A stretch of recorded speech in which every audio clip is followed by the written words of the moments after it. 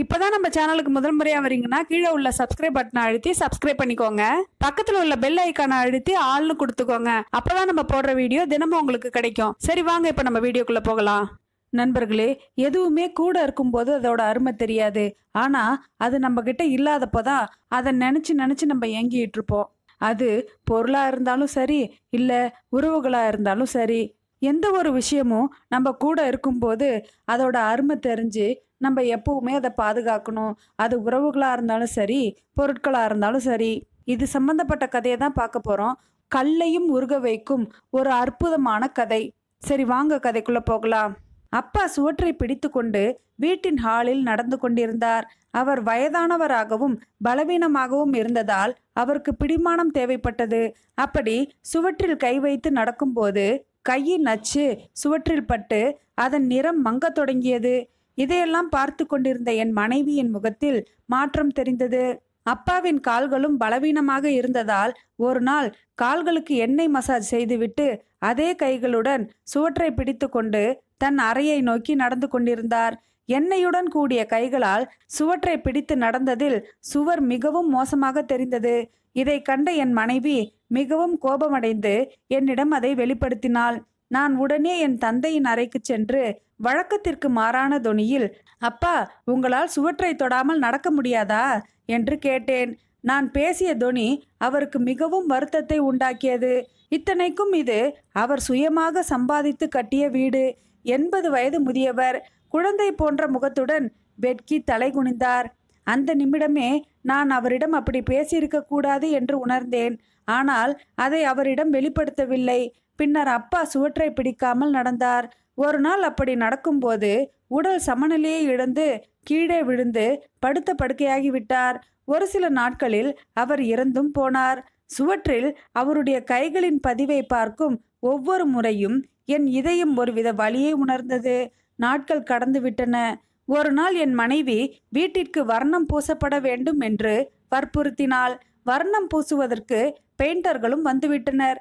என் 5 வயது மகன் தன் தாத்தாவை மிகவும் நேசித்தவன்.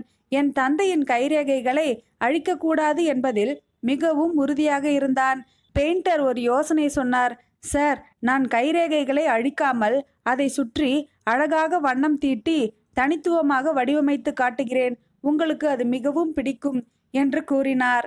என் மனைவியும் அதற்கு சம்மதித்தாள். அவர் உறுதியளித்தபடி பார்ப்பவர்கள் வியக்கும் வண்ணம் அப்பாவின் கைமுத்திரையை அழிக்காமல் தனித்துவமாக வடிவமைப்புகளை உருவாக்கினார்.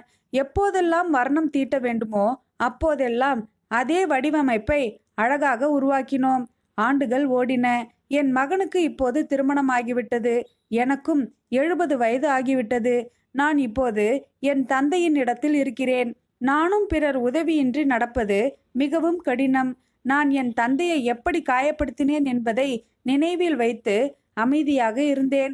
ஒரு நாள் நான் என் அறையை விட்டு வெளியே வரும்பொழுது என் உடல் சமநிலையை இழந்து கீழே விழுவது போல உணர்ந்தேன்.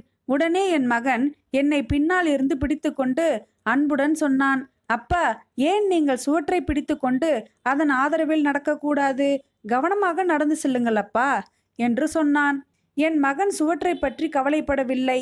ஆனால் நான் எனக்கு அருகில் இருந்த சுவற்றில் இருக்கும் என் தந்தையின் கைரேகையை பார்த்தேன். அவருடைய முகம் என் முன்னால் வந்தது.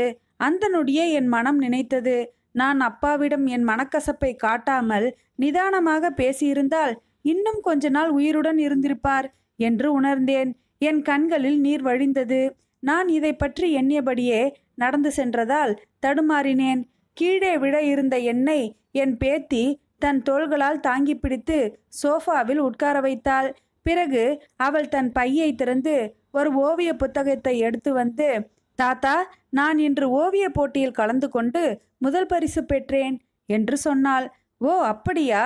போட்டிக்காக நீ வரைந்ததை காட்டு பார்க்கலாம் என்றேன். சுவற்றில் இருந்த என் அப்பாவின் கைப்பதிவை ஓவியமாக தீட்டியதை காட்டினாள். மேலும் எங்கள் ஆசிரியர் இந்த ஓவியத்தை பற்றி விளக்கம் அளிக்கும்படி சொன்னார். அதற்கு நான், இது ஒரு தனித்துவமான வடிவமைப்பால் சுவற்றில் பதிக்கப்பட்ட என் பெரிய தாத்தாவின் கைரேகை என்று ஆசிரியரிடம் சொன்னேன்.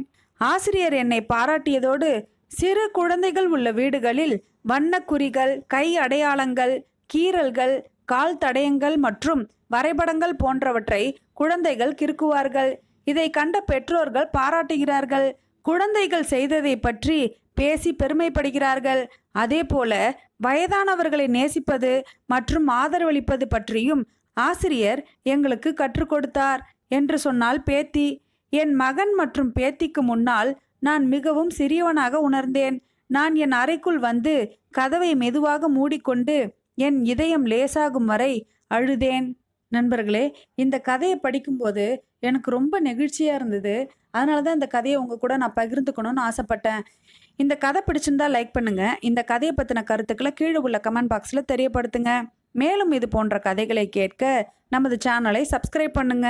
நன்றி, வணக்கம்.